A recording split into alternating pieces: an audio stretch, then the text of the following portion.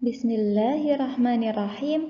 Assalamualaikum warahmatullahi wabarakatuh. Alhamdulillah alladzi bi ni'matihi tatimmus shalihat.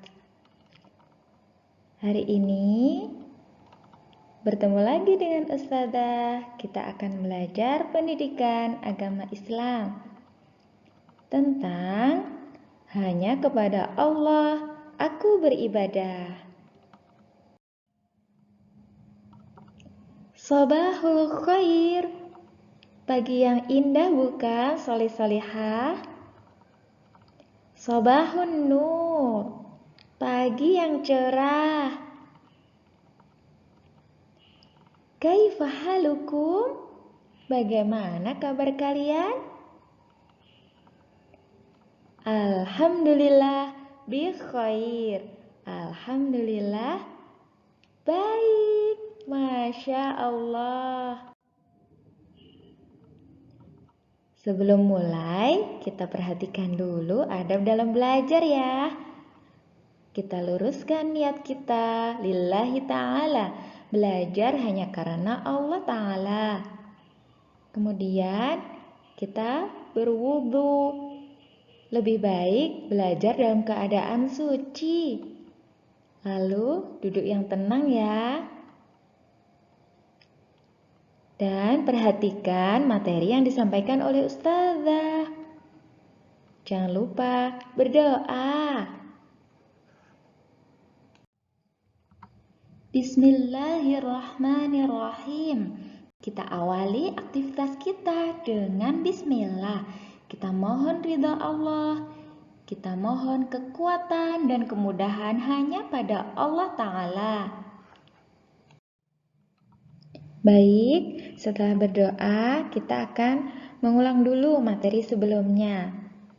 Masih ingat kan?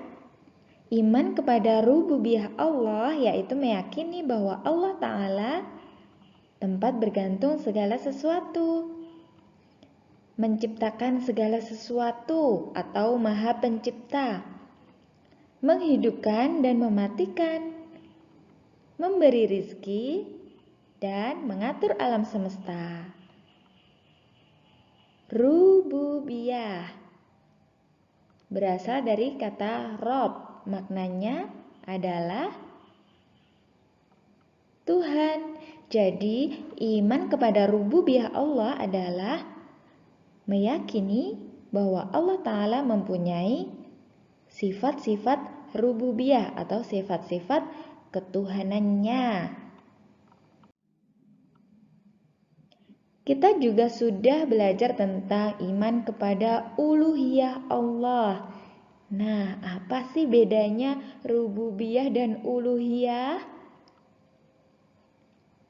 Iman kepada uluhiyah Allah meyakini bahwa menyembah dan beribadah hanya kepada Allah saja. Allah mengutus Nabi dan Rasul sebagai buktinya.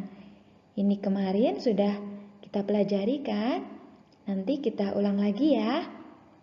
Lalu ada meyakini bahwa tidak pantas berbuat syirik kepada Allah.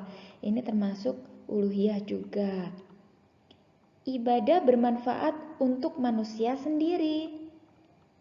Dan seseorang masuk surga hanya karena rahmat Allah Ta'ala. Beriman kepada uluhiyah Allah. Yuk kita bunyikan sama-sama uluhiyah. Uluhiyah, uluhiyah. Menyembah dan beribadah hanya kepada Allah saja. Kemarin Ustazah sudah menyampaikan Allah menciptakan jin dan manusia.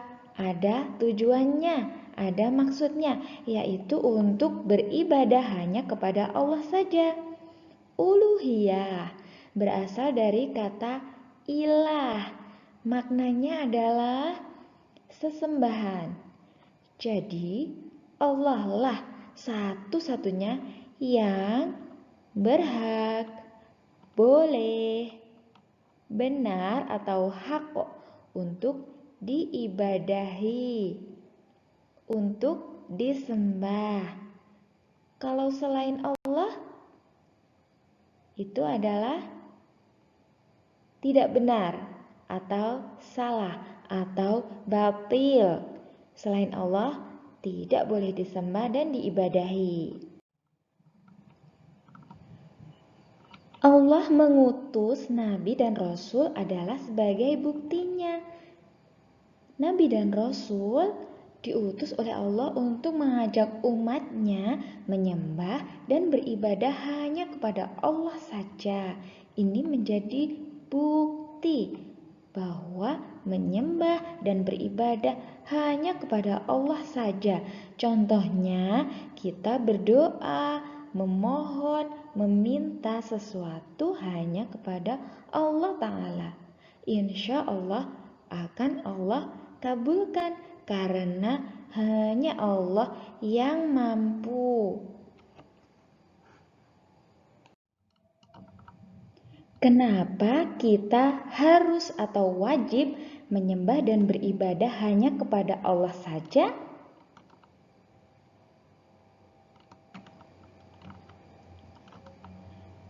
Jawabannya adalah karena Allah yang menciptakan kita.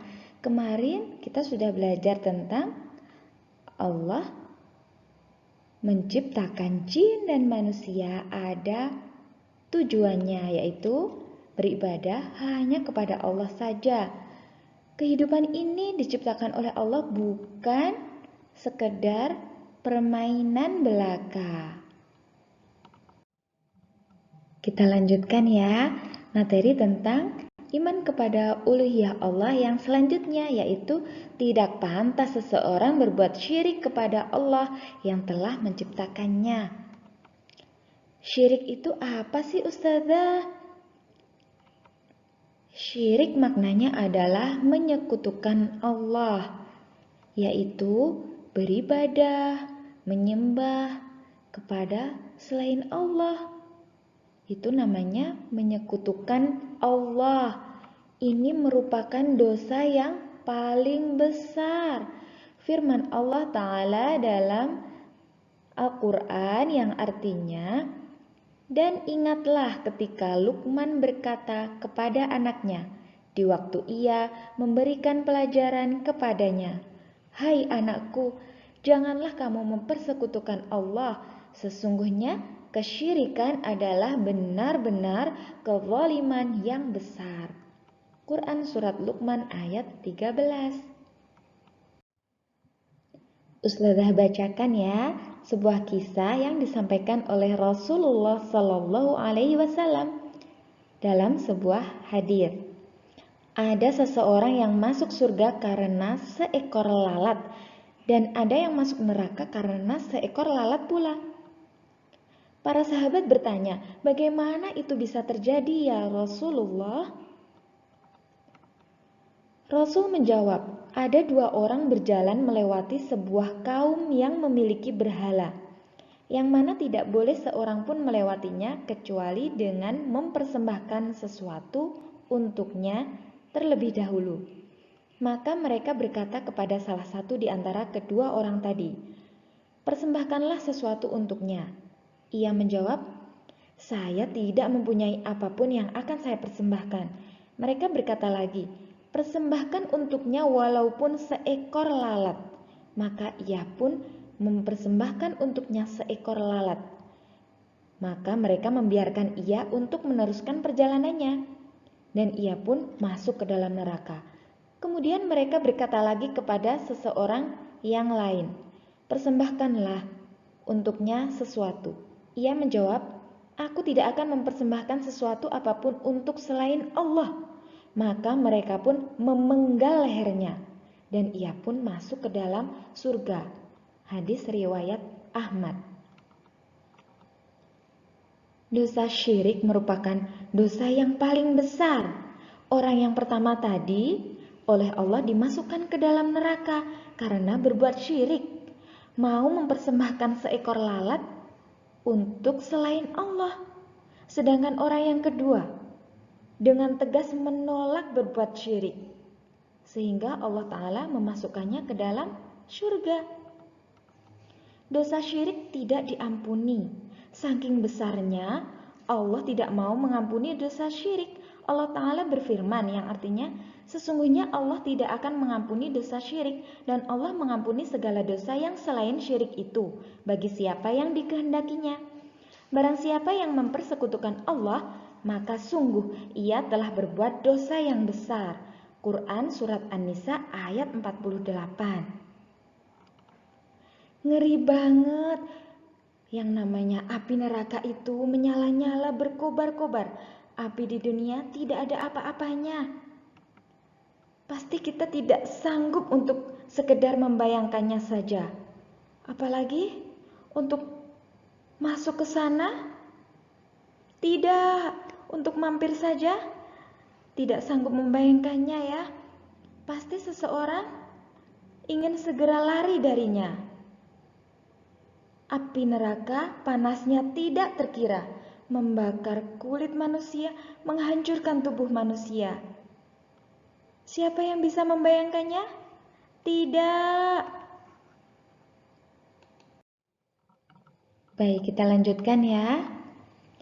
Allah tidak butuh hamba. Hamba yang butuh Allah. Jika semua orang kafir, kekuasaan Allah Ta'ala tidak berkurang. Jika semua orang taat, kekuasaan Allah Ta'ala tidak bertambah.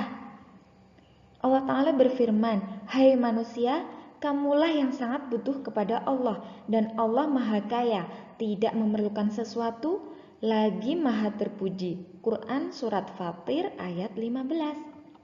Allah Ta'ala juga berfirman di ayat lain, jika kamu dan orang-orang yang ada di muka bumi semuanya mengingkari nikmat Allah, maka sesungguhnya Allah Maha Kaya lagi Maha Terpuji. Quran Surat Ibrahim ayat 8. Inilah ibadah bermanfaat untuk manusia sendiri, bukan untuk Allah.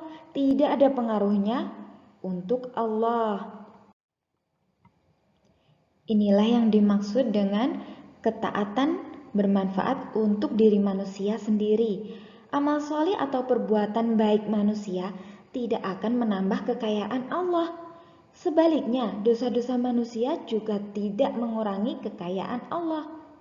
Allah Maha Kaya. Tidak ada pengaruhnya ibadah manusia terhadap kekayaan Allah.